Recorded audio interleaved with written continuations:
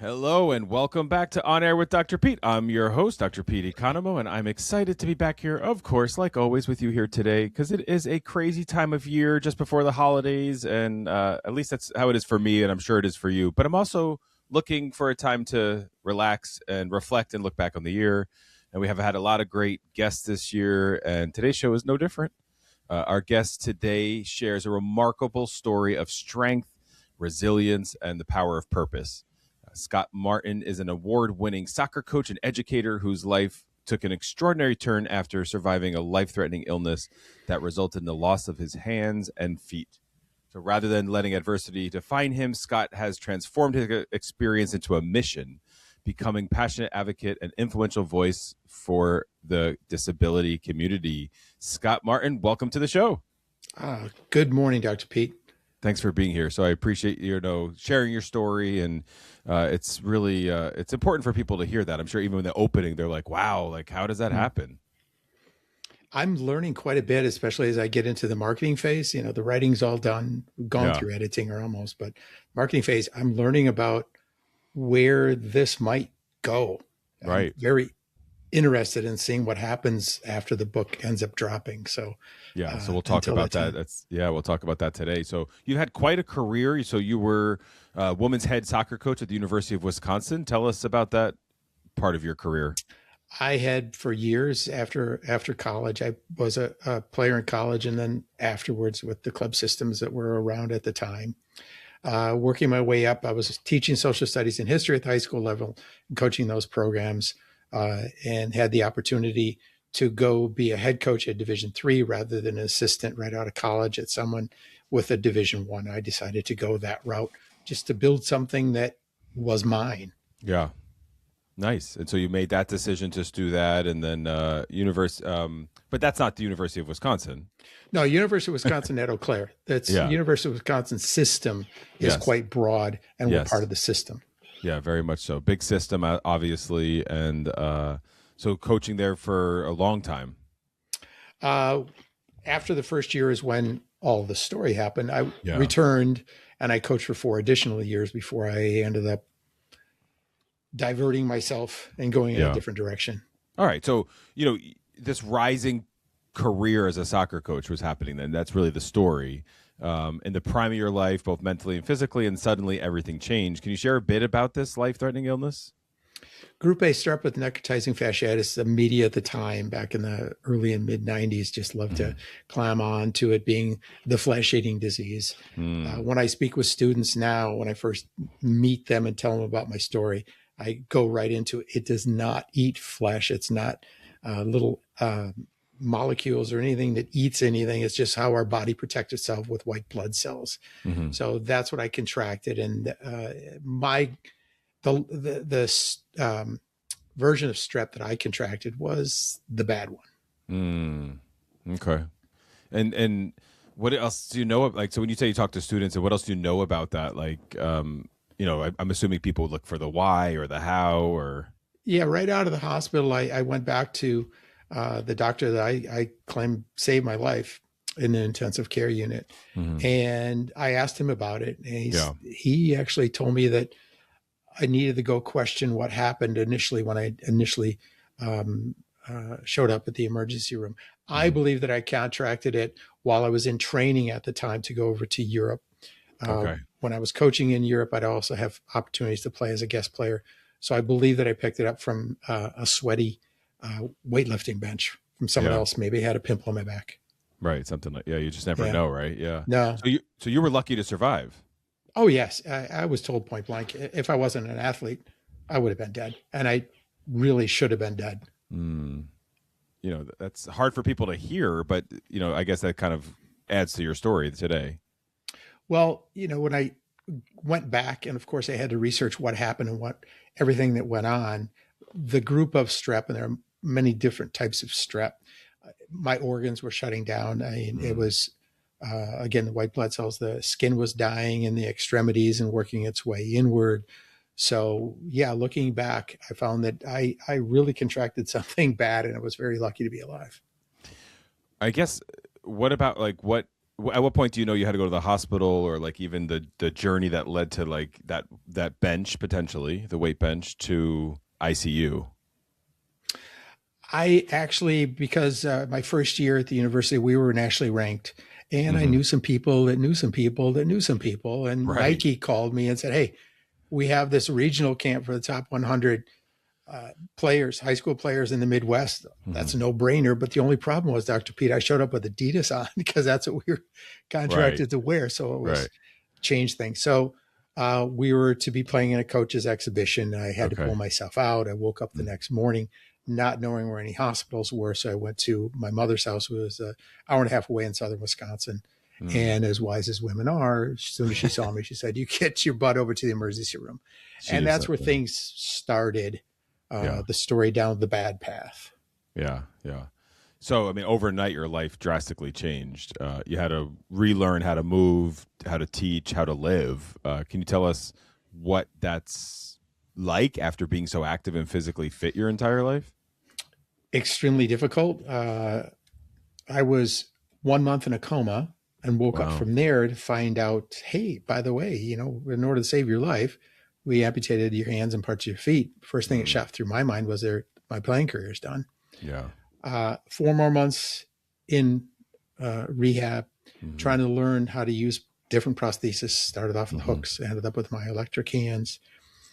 Coming out from there, I'll describe it this way, Dr. Peters. Before I was sick, I was a Hmm. white guy in athletics that all you had to do was prove yourself and get Right. to know the right people. Well, I came out and all of a sudden I was categorized as disabled. I Yeah. learned about discrimination. I learned about what I Mm. had to go through to try to get myself even close to back to being normal. Right. And it was difficult. Yeah. So, like the first time you actually felt it, like you learned about it up until that point, but what I hear you saying is like as a white man, you didn't have to really experience it until this No, disability became a part of your life. exactly. And then Yeah. disability led to discrimination, which led to me Mm. to having a different view, a little bit more skeptical view on humanity, really. Totally. Well, I mean, you speak openly about running into walls of depression. So how'd Sure. you pull yourself out of that?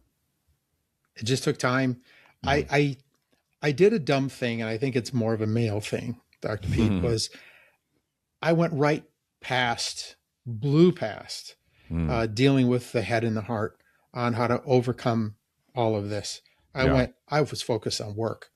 I mean, we went 4 more years nationally ranked, and I just work to try to prove myself. I didn't want to see what the reality was. Yeah. And I think people around me also looked past it. Mm. And looking back, I would say that a mistake that I made was not to include other people or talk to people. Guilt was a major issue for me emotionally and mentally How coming would out of you? the hospital. What was the guilt about? Like, how would you describe that further for people? I made other people have to worry about me, I see. to do Yeah. things for me, to Yeah. help me, my mother Yeah. to see me Yeah. like that, unable to care for myself Hmm. and my family as well.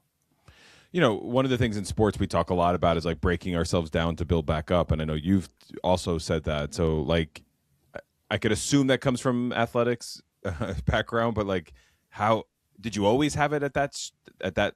Was that always a big piece of your narrative, or has that grown since this? That After I mindset. ran into that brick wall of depression and I Yeah. resigned my position at the university and threw everything in my I could fit into my car, grabbed my cat, and we headed west. That's where I was. The attitude was to break myself down in order to build myself back up. I took on a position as a free assistant with a Hmm. deal to be had afterwards from that. I went from, I had a brand new car. I had to sell it because it had a stick. I went and had to Mm. use food stamps to get by. Yeah. I lived in a crappy little apartment, Mm. but that was the breaking it myself down Sure. part. Yeah. And the recuperation part was to try to find a way to get back in to revise how the way that I coached. Yeah. So, I mean, how do you remain so positive, and such an inspiration in this? Because it's still to so many people, you're there for them to inspire and to be positive for them.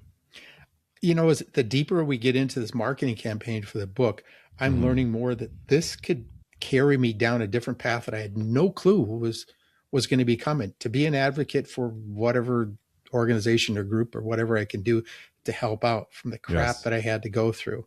Mm. If I can be a person that can help on that stage, I mean, I can go back to my coaching and my teaching on trying. I have a responsibility, Dr. Pete. Yeah. I feel that I need to get a message out, and it's okay. It Yeah. takes time and a lot of hard work to get through something I went through. Yeah, out there in the West, Michigan has a really large adaptive sport program that's like recognized nationally as one of the strongest. And it's one of these. I've actually had a guest on, and we were talking about ASP, the Association of Applied Sports Psychology, and there was a workshop on adaptive sports, and there was not a ramp at the stage, and one of the presenters needed a ramp to get onto the stage. And it's like, wow, like. Yeah. How much more in your face can that be? Yeah, most definitely. I had no clue. Right. I had no clue, before I was sick, and coming out, I had a much clearer picture of here's some problems here, folks, that need to be covered. Yeah. So what was that transition like for you to then, now be labeled as disabled? I think a problem that I had was I labeled myself that way first. Okay. And I don't know if it's a male thing. I think it is more of a male thing than a female thing. I carried myself down that path, and I called it the fog. I actually went through a phase where mentally, I think the depression was starting to seep in and get hold. Sure. And I viewed life as if I was wearing earmuffs, for example, for hearing, and just my view of things, it wasn't real. I wasn't in touch. Literally, I couldn't feel. So maybe that did have something to do with it. Yeah. But I couldn't sense and feel things inside. Yeah. Yeah. I mean, so what's your, where do you think we need to go around, adaptive sports or people that are disabled being treated equally? Like, what changes do you think need to happen? U.S. Soccer, I was in touch with them. They have a program new coming out leading up to the World Cup. And I haven't heard from them. I think I need to gain a broader and stronger platform for them to come to me and want to work with me on how we can bring soccer at least into the disabled community. They do care about it, and I want to help. And if there are any other organizations that I can be working with, I want to do that. Yeah. Again, I've found since we signed the contract for the book and starting the marketing aspect, I definitely am finding that I have a responsibility in front of me, and I'm going to doggone do it. Yeah, I love that. And it's a real responsibility, to advocate, to be an advocate, to advocate for those. And obviously when it's personal, which means that we could be a stronger advocate, or sometimes it could also burn us out a little bit too. So you have any good practices for self-care? I just did another podcast that finished like 45 minutes before I got on with you. And I just went up. I was listening to tunes when you came on. Yeah. I had half a Coke Zero and just chill, look through email and stuff to try to get my mind set in a different direction. So I'm learning this process as I go through the process. Yeah. And there are going to be mistakes that are going to be happening, but I'm getting this into the swing of where this story may take me, so I can do a good job of being an ambassador or whatever is going to be asked of me. Seems like you're doing it. And I know one of the ways that you're doing that is through your own podcast, Life's a Road Trip. So tell us about that. Yeah. When the first edition of the book was too long. And I went through a couple of different agents, and they would tell, hey man, you need a platform. Like, how am I going to get a platform? So I had the idea of doing a podcast to learn. So we went through 73 episodes or something. And then I signed with my current publisher, and he was okay with me dropping the podcast because now I'm going to be focused on going on to podcasts. Right. But I understand from your side of the mic as well how this whole thing plays out and works. So I have a feel for it. So I picked up some really good ideas, and I was able to make some connections in the disabled community, especially. I'm glad you have an idea because I don't really have an idea of what I'm doing, but so I'm glad you do. So we've mentioned your book a bunch, so let's get to that. So maybe tell the listeners about it. I know it's titled "Play from Your Heart," so tell us about the book. Well, it actually the title. Ever since I went back to coaching as a freshman in college, I would tell players, "Turn off your brain and play from your heart." And it took me a while. That was kind of a point of emphasis with my instruction with kids, was to get to the point technically you could turn off your brain. And then when soccer is played from the heart, that's the artistic side of it. So really turn off your brain, play from your heart. Too long. So just play from your heart. I think it also carries in with the story of, from the illness going through. I have 5 adopted kids after I left coaching, and I was away from coaching for 20 years, came back and grabbed this group of third level 12-year-olds where the story really focuses on how we present and what those kids did or what we did together. Yeah. After me being away from the game for, again, 20 years. And what happened? It was that's the second half of the book is pretty dramatic as it is with the first half of the book. I mean, what you're talking about, like sports can heal what medicine sometimes cannot. Yeah, good point. And I think that's I would say you can't ever shut your brain off. So I'm glad that didn't make it to the title, just from my perspective. But I know what you mean. We have that in a lot of the teams I work with, where leave stuff outside the 4 lines, or all this sort of things. Yeah. Which, if only were that simple. It's really life is complicated, the brain is complicated, and but this book sounds like it's going to be something. It's really about your journey, perseverance, reinvention. Yeah, like what other themes would you say kind of come out?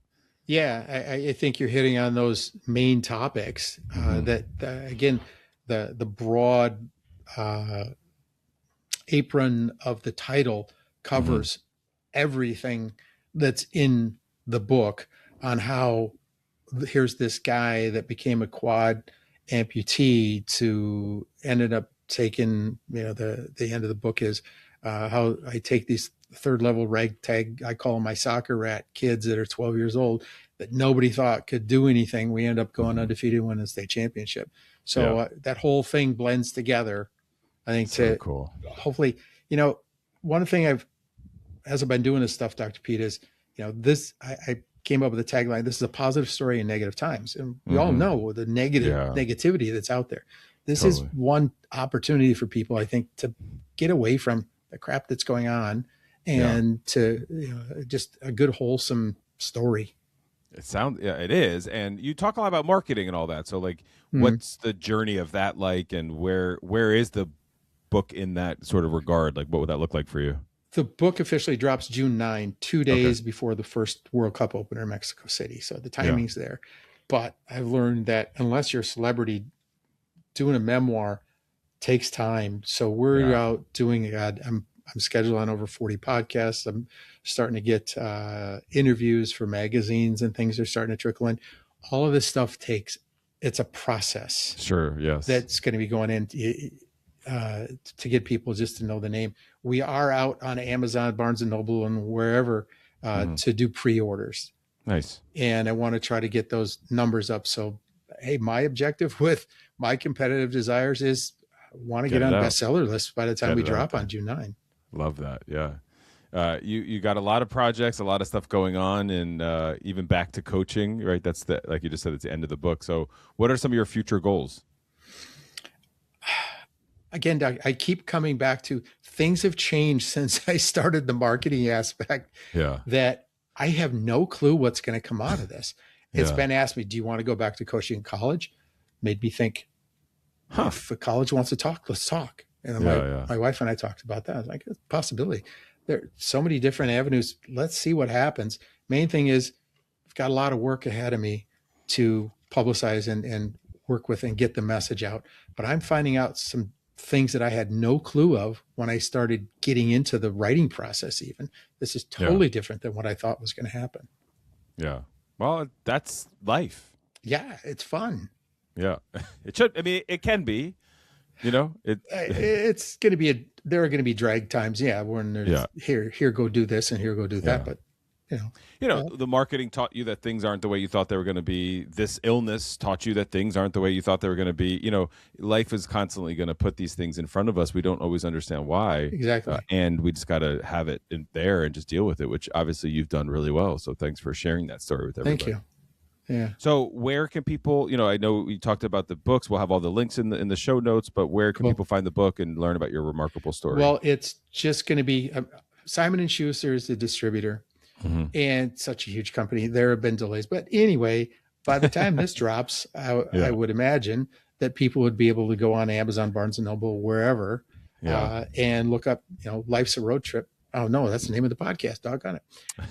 Play From Your Heart. Go on and look up Play From Your Heart on Amazon, wherever. And again, pre-orders are okay. They won't get it until June 9. But the pre-order campaign is on its way. Yeah. So Play From Your Heart's the book. Life's a Road Trip, that's a podcast. But they can also check that out too, right? There's episodes are still there. Doggone it. They're all gone. They took them down? It's all gone. Yeah. Oh, okay. I pulled it off just a year ago, and I was very surprised. But, that's also a possibility with the title like Life's a Road Trip. Yeah. It can cover so many things. So I don't know if somebody wants to get a hold of me regarding that too.